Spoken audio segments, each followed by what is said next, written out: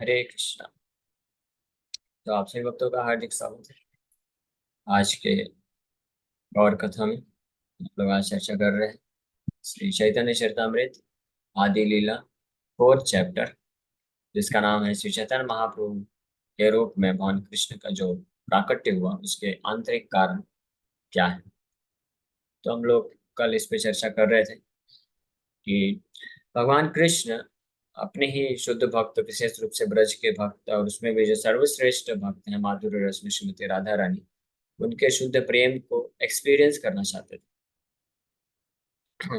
तो कविराज गोस्वामी इसमें चर्चा कर रहे हैं, बता रहे हैं कि ये जो कृष्ण प्रेम है, शुद्ध कृष्ण प्रेम है, ये पूर्ण रूप से आध्यात्मिक है। और इस भौतिक जगत में जो ये तथाकथित जो प्रेम है जो बोला जाता है, उससे पूरी तरह से भिन्न है, अलग है। तो इसी चीज को यहाँ पे इस श्लोक में वो समझा रहे हैं। तो हमने इस पे कल चर्चा किया था कि जो प्रेम है और आध्यात्मिक प्रेम और भौतिक प्रेम में क्या अंतर है। आध्यात्मिक प्रेम को ही वास्तव में प्रेम नाम दिया गया है, और जो भौतिक प्रेम है उसको काम बोला जाता है, काम वासना, काम बोला जाता है। लेकिन क्योंकि वो बोलने में अच्छा नहीं लगता है, इसलिए लोग बोलते हैं कि हमको आपसे प्यार है या प्रेम है। लेकिन वास्तव में वो प्यार और प्रेम नहीं होता है, वो काम होता है। जैसे कोई लड़का है, लड़की के पास जाके अगर बोलेगा आई लस्ट यू, तो बड़ा बेकार लगेगा ना। अच्छे में वो फिर उस तरह की भावनाएं नहीं उत्पन्न होंगी, इमोशनल बॉन्डिंग नहीं बनेगा। इसलिए वो संसार में लोग लव का इस्तेमाल करते हैं कि आई लव यू।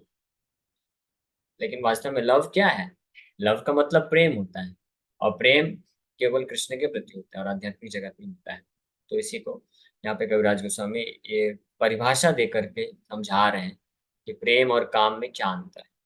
आत्मेन्द्रिया प्रीति वांछा तारे बलिकाम, कृष्णेन्द्रिया प्रीति इच्छा धरे प्रेम नाम। The desire to gratify one's own senses is kama, lust, but the desire to please the senses of Lord Krishna is prema.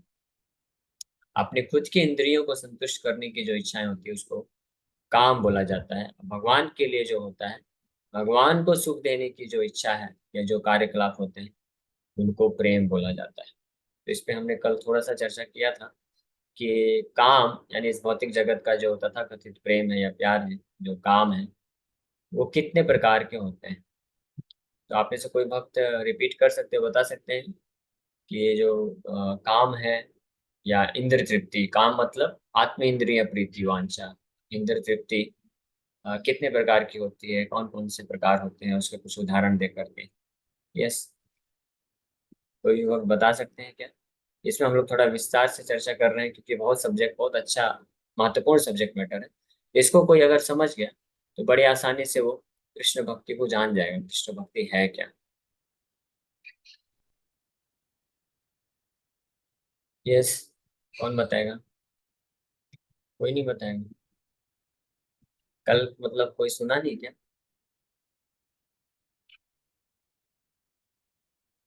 कितने प्रकार के इंद्र तृप्तियां होती हैं, कितने प्रकार की काम वासनाएं होती हैं? तो कोई नहीं याद कर पा रहा है। प्रभु जी। हाँ, हरे तो कृष्णा। बताइए। प्रभु जी, सही मतलब पूरी तरह सही नहीं बता सकता, पर दो तीन तरह का मालूम है, वो बताता हूँ मैं। हाँ, अ, बताइए। एक तो किसी पोस्ट पे पहुंचना, किसी सुख को हासिल करना, ये मानसिक लेवल की काम वासना हुई। और अपने प्रियजनों को सुखी देखना, ये भी एक वासना ही है, काम वासना का प्रकार है। हाँ। किसी से सुखी होने की उम्मीद रखना, ये भी एक काम वासना है। मतलब टाइप ऑफ तो बहुत है, लेकिन आपने कल 4 या 5 प्रकार बताया था। यस यस, चार प्रकार का बताया था। ठीक है, आपने कुछ कुछ सही बताया। और कोई भक्त बता सकते हैं वो चार प्रकार के इंद्र तृप्ति या काम वासना क्या क्या है? जैसे और कोई भक्त बता सकते हैं? चलिए मैं रिपीट करता हूँ, फिर आप उसके एग्जाम्पल्स बता के समझाइएगा। कल हमने पूरी क्लास में वही तो चर्चा किया था।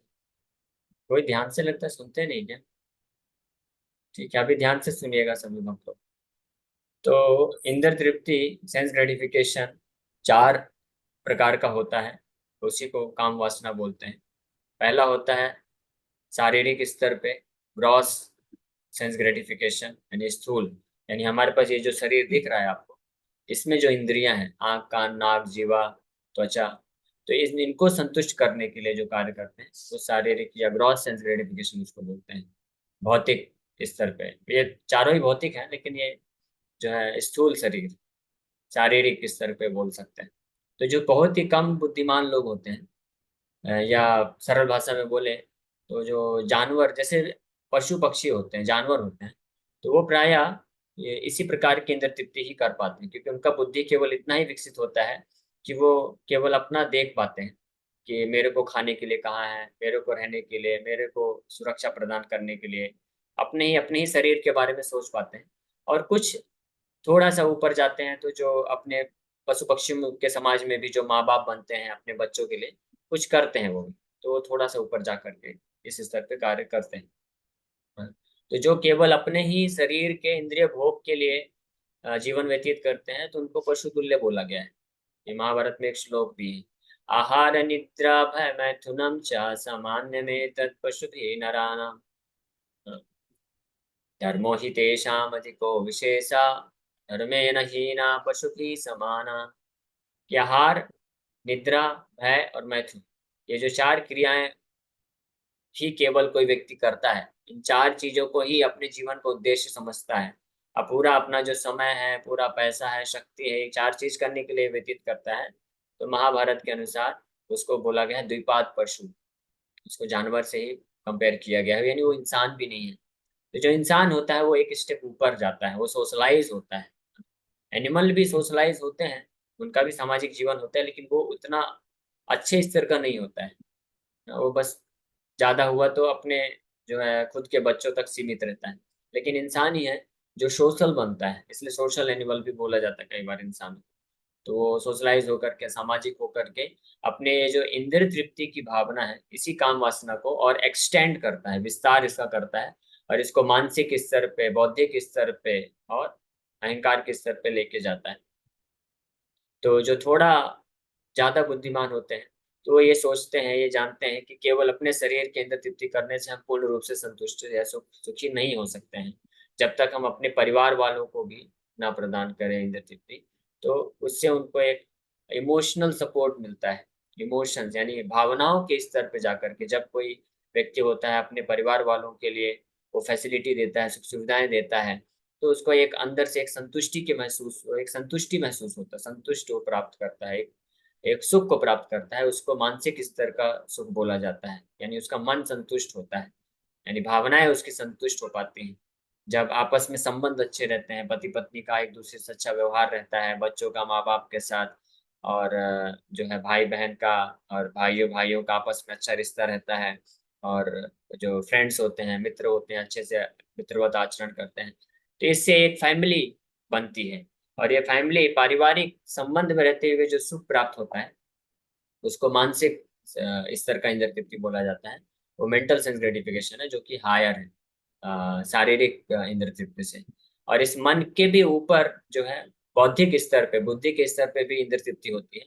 लेकिन ये जो इंद्रिय तृप्ति है, ये हर किसी को जो है उपलब्ध नहीं है, इसके लिए बुद्धि की आवश्यकता है।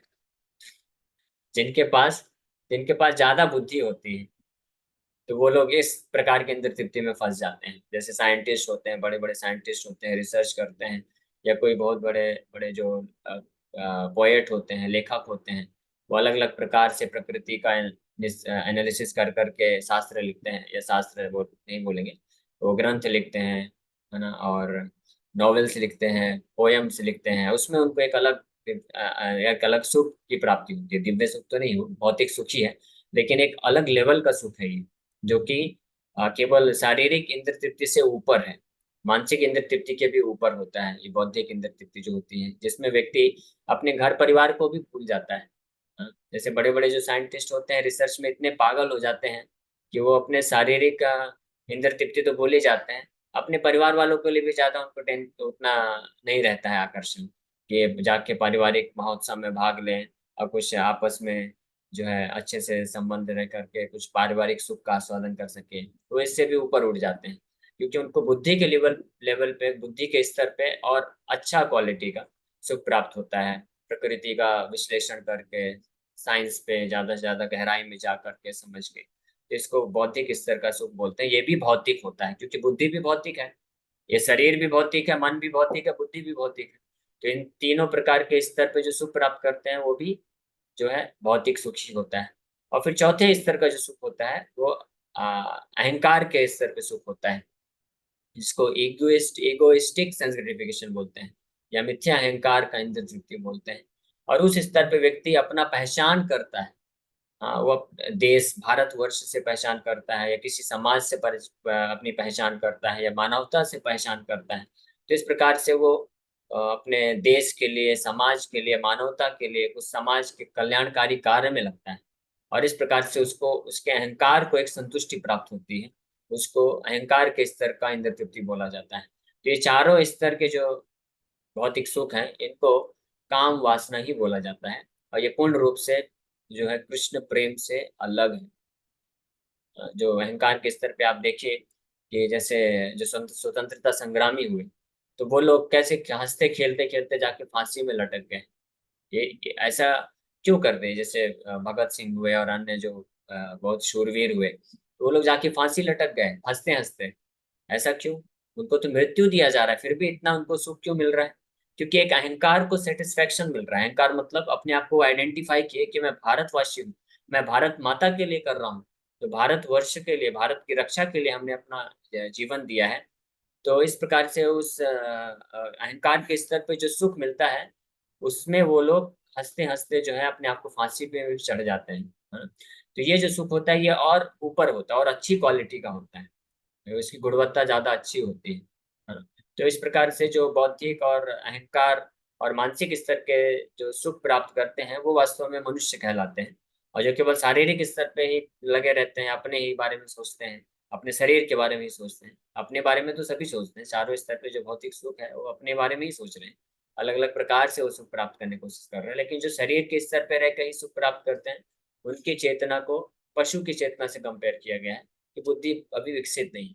और भौतिक स्तर पे जो सबसे ज्यादा बुद्धि जिसकी विकसित होती है, वो समाज कल्याण के लिए कार्य करते हैं। लोगों को रोटी कपड़ा मकान देना है, अपने देश के लिए, अपने देश के लिए कुर्बानी बलिदानी देने के लिए तैयार हो जाते हैं। तो वो जो है अहंकार के स्तर पे सुख होता है, जो कि चारों प्रकार के भौतिक सुखों में सर्वश्रेष्ठ होता है। वो अच्छा होता है। लेकिन जब हम इसको आध्यात्मिक चीजों से कंपेयर करते हैं, तुलना करते हैं, तो वास्तव में ये भी जो है काम वासना ही होता है। अब इन सब के ऊपर जो पांचवें स्तर का जो है, जिसको बोलते हैं प्रेम, वो कृष्ण प्रेम होता है, जिसमें व्यक्ति अपने सुख को के लिए कार्य नहीं करता है। वो केवल और केवल कृष्ण को प्रसन्न करने के लिए करता है। और कृष्ण को प्रसन्न करने के लिए वो इस चारों प्रकार के जो हमने भौतिक चर्चा किया, इन चारों प्रकार में से किसी भी प्रकार स्थिति को वो स्वीकार कर सकता है। तो ये हमने थोड़ा सा एनालिसिस किया इंद्र तृप्ति का। इसीलिए जो लोग बोलते हैं कि मानव सेवा ही माधव सेवा है, कृष्ण का सेवा यानी लोगों का सेवा कर दो, देश का सेवा कर दो, समाज के लिए कुछ कल्याणकारी कार्य कर दो, वही कृष्ण की सेवा है। तो ये गलत है, ये फिलोसफी। ये बड़े स्पष्ट रूप में इसको समझना चाहिए। अदरवाइज अगर ये सही होता, यहाँ पे कृष्णदास कविराज गोस्वामी इस प्रकार से काम नहीं बोलते इसको। तो आइए हम लोग तात्पर्य में और कुछ चर्चा करेंगे। The revealed scriptures describes pure love as follows. तो शास्त्रों में जो शुद्ध प्रेम है उसका क्या वर्णन किया गया है, अब इसको सुनिए। तो अभी तक हमने जो काम है, चार चार अलग अलग प्रकार की इंद्र तृप्ति की भावना, उसको हमने चर्चा किया। अब शुद्ध प्रेम क्या है वो चर्चा किया जा रहा है। सर्वथा ध्वंस रहितम सत्यपि ध्वंस कारणे यद भाव बंधनम YONO सप्रेमा परिकीर्तिता। If there is ample reason for the dissolution of a conjugal relationship, and yet such a dissolution does not take place, such a relationship of intimate love is called pure. तो शुद्ध प्रेम क्या है, बता रहे हैं कि अगर आपके पास यानी भगवान के प्रति, यानी आपके पास बहुत सारे कारण हो क्यों भगवान को हम छोड़ के जा सकते, लेकिन उसके बाद भी कोई भगवान का सेवा या भक्ति नहीं छोड़ता है, भगवान को उसके बाद भी दोष नहीं देता है, तो इसका मतलब है उसके हृदय में शुद्ध प्रेम का विकास हो रहा है या हो चुका है। जो हो चुका है मतलब वो इस जो ब्रज के भक्त हैं उनकी बात है, पूरी तरह से हो चुका है। और जो इस भक्ति मार्ग में लगे हैं, तो कैसे पता चलेगा कि हमको कृष्ण के प्रति शुद्ध प्रेम विकसित हो रहा है? वो ऐसे पता चलेगा लक्षण से कि बहुत सारे कारण उपलब्ध होने के बावजूद भी हम कृष्ण का भक्ति या सेवा नहीं रोकते हैं, नहीं छोड़ते हैं। जैसे मान लीजिए कोई व्यक्ति जुड़ा, कोई भक्त है, भक्ति करना प्रारंभ किया, और जैसे ही वो 1 माला से 4 माला, 8 माला, 16 माला जप करने लग गया, 16 माला जप करने लग प्रारंभ किया, तो उसका जो है धंधा चौपट हो गया, उसका नौकरी चला गया, उसकी पत्नी छोड़ के भाग गई, घर नीलामी हो गया। अगर ऐसी अवस्था भी आ रही है, ये तो बहुत एक्सट्रीम केसेस हो गए, अगर इस प्रकार की अवस्था भी आ गई लेकिन फिर भी वो 16 माला की जप की जगह या 32 माला करने लग गया और भगवान के प्रति प्रेम, उसका सेवा भाव बढ़ रहा है, भगवान को वो दोष न दे करके बल्कि भगवान को और ये सोच रहा है कि भगवान की कृपा है कितनी अच्छी, तो इसका मतलब उसका प्रेम जो है शुद्ध है। और वहीं दूसरी ओर मान लीजिए कोई माला जप कर रहा है, माला जप करते करते ऐसा कुछ हो गया कि उसका भौतिक जीवन में कुछ बाधा उत्पन्न हो गई और उसको किसी ने बोल दिया, देखो जब से तुम माला जप करना चालू किया हो तब से ये सब हो रहा है। और उसको लग गया अगर हाँ सही बोल रहे हैं, हमने माला जप किया, इतना भगवान का नाम जप किया, क्या फायदा होगा, उल्टा हमारा नुकसान ही हो गया, धंधा हमारा चौपट ही हो गया, तो इसका कोई फायदा नहीं है, कोई मतलब नहीं है, नाम जब छोड़ दो। तो इसका मतलब उसका जो भक्ति था वो केवल दिखावटी भक्ति था, वो शुद्ध भक्ति नहीं था, वो शुद्ध प्रेम में उसकी गणना नहीं की जाती है। जैसे हम लोग कुछ दिन पहले हरिदास ठाकुर के विषय में पढ़ रहे थे, तो हरिदास ठाकुर को 22 बाजारों में पिटाई किया गया, क्यों? उनका केवल एक ही दोष था, क्योंकि वो कृष्ण का नाम जप कर रहे थे। सोचिए, तो कृष्ण का नाम जप करने के कारण ही उनको 22 बाजारों में पीटा गया। लेकिन 22 बाजारों में पीटने के बाद भी हरिदास ठाकुर एक बार भी ये नहीं बोले कि मैंने कृष्ण का नाम जप किया इसलिए मेरे को 22 बाजारों में पीटना पड़ा, बल्कि वो क्या बोल रहे हैं, उनका भाव देखिए कितना शुद्ध प्रेम है, कि वो बोल रहे हैं कि मैंने भगवान विष्णु का निंदा सुना था, मुस्लिम परिवार में जन्म लिया, मुझे कई बार भगवान विष्णु का निंदा सुनना पड़ा था, तो उसके लिए तो मुझे महानरक में, महारौरव नरक में जाना चाहिए था। नहीं, भगवान कितने दयालु हैं, वो जो है केवल एक छोटा सा दंड दे करके मुझे बचा लिए, तो इसमें भी वो भगवान की दया को देख रहे हैं, इसको बोलते हैं शुद्ध प्रेम, भगवान में दोष नहीं देख रहे हैं। तो ये है शुद्ध भक्ति या शुद्ध प्रेम का लक्षण या डेफिनेशन। जो भगवान के ऐसे शुद्ध भक्त होते हैं, वो भगवान को किसी भी परिस्थिति में कोसते नहीं है, बल्कि तत्तेनुकंपा सुसुभिक्षमाना भुंजान एवात्मकृतम विपाक यद्वां विप्रभु भगवन नमस्ते। ब्रह्मा जी ये अपने एक श्लोक में वर्णन करते हैं, हम लोग निकालते हैं, आपको श्लोक दिखाते हैं। तत्ते अनुकंपा सु, तो ये ब्रह्मा जी भागवतम के 10वें स्कंद के 14वें अध्याय के 8वें श्लोक में भगवान कृष्ण को जब वो प्रार्थना अर्पण करते हैं, तो ये बहुत सुंदर जो है ऐसे भक्त की बारे में बताते हैं जो भगवान इस भौतिक संसार से मुक्त होकर के भगवान के धाम को प्राप्त करने के लिए योग्य कौन है, इसके बारे में बताते हैं। तो कौन है? तत्तेनुकंपां सुसमीक्षमाणो भुञ्जान एवात्मकृतं विपाकम् यद्वाग्विपर वपुर्विदधन् नमस्ते जीवेत यो मुक्तिपदे सदाय भा। My dear Lord, Brahma ji बोल रहे हैं कृष्ण को, माय डियर लॉर्ड, हे मेरे प्रिय भगवान, one who earnestly waits for you to bestow your causeless mercy upon him, all the while patiently suffering the reactions of his past misdeeds, and offering you respectful obeisances with his heart, words, and body, is surely eligible for liberation, for it has become his rightful claim।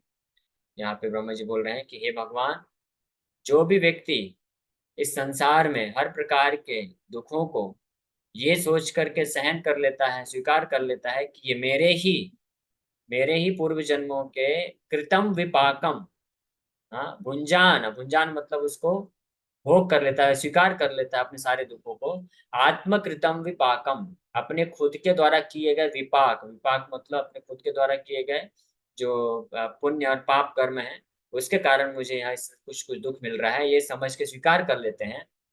और फिर भी ये ऐसी अवस्था में रहते हुए भी बहुत ही दुख में रहते हुए भी हृदवाग वपुर्भिर, हृदय से, वाणी से और शरीर से विदधन नमस्ते, आपको प्रणाम करते हैं, यानी आपका सेवा करते हैं और इंतजार करते रहते हैं कि कब आपकी कृपा की बारिश होगी और आप उनको स्वीकार करेंगे।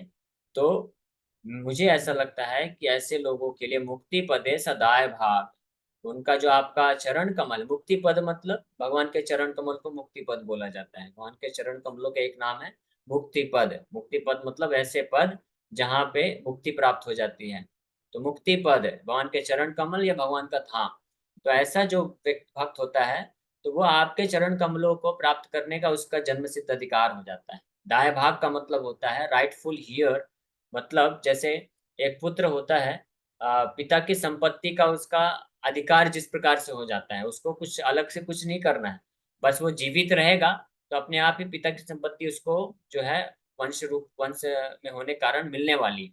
उसी प्रकार से ऐसा भक्त जो बस जीवित रहता है, अगर इस चेतना में हर परिस्थिति में कोई भी दुख आता है, कोई भी कष्ट आता है, तो उसको अपने ही किए गए पूर्व कर्मों का फल समझ करके स्वीकार कर लेता है और साथ ही साथ में अपने हृदय से, वाणी से और शरीर से भगवान का सेवा में भगवान को प्रणाम करता रहता है। तो वो जो है दाएं भाग मिल जाता है उसको, मुक्ति, भगवान का जो मुक्ति है उसको प्राप्त कर लेता है। तो ये जो है प्रेम के कुछ लक्षण यहाँ पे बताए गए। फिर वैसे तो समय हो गया है, इसके ऊपर हम लोग और भी आगे चर्चा करेंगे, लेकिन थोड़ा सा ठीक है। ये बहुत अच्छा श्लोक है, इसलिए हम लोग थोड़ा इसको विस्तार से चर्चा कर रहे हैं। और भी कुछ बचा हुआ। The predominated gopis were bound to Krishna in such pure love. For them, there was no question of sexual love based on sense gratification. Their only engagement in life was to see Krishna happy in all respects, regardless of their own personal interests. They dedicated their souls only for the satisfaction of personality of God as Shri Krishna. There was not the slightest tinge of sexual love between the gopis and Krishna. तो कृष्णा और गोपियों में, जैसा कि आज के संसार में जो भौतिकवादी लोग हैं, मूर्ख लोग हैं, या खुद जो कामिक लोग होते हैं, वो राधा कृष्ण की लीलाओं को काम वासना से प्रेरित होकर के एक ऐसे इस प्रकार से वर्णन करते हैं जैसे कोई जो स्त्री पुरुष जो है इस संसार में कार्य करते हैं उस तरह से। लेकिन ये बिल्कुल अनुचित है, ये पूरी तरह से गलत है। यहाँ पे स्पष्ट वर्णन किया गया है, शास्त्रों में वर्णन है कि गोपियों का जो कृष्ण के प्रति जो प्रेम था, वो इस भौतिक जगत के मैथुन सुख के जैसा नहीं है बिल्कुल भी। उसमें was not the slightest tinge, एक थोड़ा सा भी गंध नहीं था इस संसार के जो जो जो क्या बोलते हैं उसको, काम वासना वाला जो कार्यकलाप क्रियाकलाप होता है, उस प्रकार का एक छोटा सा थोड़ा सा भी गंध नहीं उसमें। उनके हृदय में पूर्ण रूप से कृष्ण के प्रति शुद्ध प्रेम था, और जो कि जिसका मोटिवेशन, जिसका जो प्रेरणा था उस प्रेम के पीछे, गोपियों के हृदय में कृष्ण प्रेम के पीछे वो जो प्रेरणा था, वो केवल और केवल कृष्ण को सुख प्रदान करने का था। इस प्रकार से गोपियों का, तो ये कविराज गोस्वामी इन श्लोकों के माध्यम से यहाँ पे चर्चा कर रहे हैं। तो उस प्रकार इसीलिए कृष्ण आकर्षित हुए। क्या कृष्ण कोई इस भौतिक संसार का कोई तुच्छ काम वासना से आकर्षित होंगे? कृष्ण क्या, कृष्ण परम भगवान है, पूर्ण रूप से शुद्ध है। तो जिस भगवान कृष्ण के हृदय में अगर किसी प्रेम को अनुभव करने का, एक्सपीरियंस करने का इच्छा उत्पन्न हो रहा है, जिसके कारण वो चैतन्य महाप्रभु के रूप में आ रहे हैं, तो वो जो प्रेम है कभी भी भौतिक नहीं हो सकता है, इस भौतिक जगत के काम वासना नहीं हो सकता है। वो प्रेम पूरी तरह से दिव्य, आध्यात्मिक और शुद्ध है, तभी कृष्ण उस प्रेम से आकर्षित हो रहे हैं। और चैतन्य महाप्रभु के रूप में जब आ रहे हैं, उस प्रेम को भगवान चैतन्य महाप्रभु ने अनुभव किया, किस प्रकार से संन्यास लेकर के अनुभव किया। अगर वो प्रेम जो होता काम वासना होता, गोपियों का कृष्ण के प्रति जो प्रेम है, वो अगर काम वासना होता, तो चैतन्य महाप्रभु उसको एक्सपीरियंस करने के लिए संन्यास क्यों लेते? संन्यास मतलब पूरी तरह से ये काम वासना से अब जो दूर होता है, जो बिल्कुल भी स्त्री का चिंतन नहीं करता है भोग की दृष्टि से। तो ऐसी अवस्था में चैतन्य महाप्रभु उस शुद्ध प्रेम को एक्सपीरियंस कर रहे हैं। तो ये भी शिक्षा चैतन्य महाप्रभु दी है कि अगर कोई भी व्यक्ति गोपियों के पास जो कृष्ण के प्रति शुद्ध प्रेम है, उसको अगर एक्सपीरियंस करना चाहता है, अनुभव करना चाहता है, तो उसको समस्त प्रकार के भौतिक काम वासनाओं को त्यागना होगा, और उससे समस्त प्रकार की भौतिक काम वासनाओं से अपने आप को शुद्ध करना पड़ेगा। तभी वास्तव में वो भगवान के प्रति जो गोपियों का शुद्ध कृष्ण प्रेम है, उसको एक्सपीरियंस करने के लिए वो जो है योग्य बन सकता है। ठीक है, तो अभी हम समय हो गए, हम लोग यहीं पे विराम करेंगे। कल इस विषय पे और थोड़ा चर्चा करेंगे। Thank you very much. तो समय हो चुका है, तो केवल एक प्रश्न ले लेते हैं। अंकिता मत दीजिए। हरे कृष्ण प्रभु जी। प्रभु जी, दो हरे तीन कृष्ण। प्रश्न थे, सिर्फ एक ही प्रश्न पहले पूछ लेते हैं कि जैसे जो मीडिया है, जो आपने अभी अंत में बताया कि राधा कृष्ण के प्रेम को वो गलत तरीके से, मतलब हम जो भी भौतिक संसार में लोग हैं प्रेजेंट करते हैं, तो मीडिया इसके लिए एक बहुत बड़ा रोल प्ले कर चुका है। या ऐसा कोई सीरियल हमने देखा जिसमें राधा कृष्ण जी के वो प्रेम को नहीं प्रेजेंट किया गया है आध्यात्मिक रूप से, भौतिक रूप से, तो इसके लिए कर्मा होता है क्या ऐसे लोगों को, क्योंकि ये काफी लोगों को अफेक्ट करता यस। है। काफी नए बच्चे इनको देखते हैं। हरे हाँ बिल्कुल, ये बहुत बहुत बड़ा अपराध है। तो जो लोग भी राधा कृष्ण की लीलाओं को इस भौतिक संसार के जो साधारण स्त्री पुरुष के जो काम वासना वाली कार्यकलाप होते हैं उस तरीके से प्रदर्शित करते हैं, या तो अपनी कथा में बोलते हैं वैसे, या तो उसकी मूवीज बना करके, या उसका पिक्चर फोटो पेंटिंग करके करते हैं, तो एक बहुत बड़ा अपराध होता है, ये महान अपराध है। और इसके लिए उनको जो है काफी हैवी पनिशमेंट लेना पड़ेगा। तो इसलिए प्रभुपाद जी बहुत ही इसके पीछे बहुत स्ट्रिक्ट थे। प्रभुपाद जी बिल्कुल जो है अपने सभी भक्तों को सावधान किए कि कभी भी इस प्रकार के जो भागवत कथाकार होते हैं, जो कि शुद्ध भक्त नहीं है भगवान के, उनके मुख से कभी भी हमको राधा कृष्ण या गोपियों के लीला नहीं सुनना चाहिए, क्योंकि वो लोग साधारण स्त्री पुरुष के जैसे वर्णन करेंगे, और उससे जो लोग सुनेंगे उनके हृदय में ऑलरेडी काम वासना है, तो वो उसी विचारधारा से राधा कृष्ण की लीला को लेंगे और अपराध कर बैठेंगे। तो इसलिए हम लोग जो है सिस्टमेटिकली तत्वों को समझते हुए चर्चा कर रहे हैं। ओके ठीक है, तो समय हो गया, यहीं पे विराम करते हैं।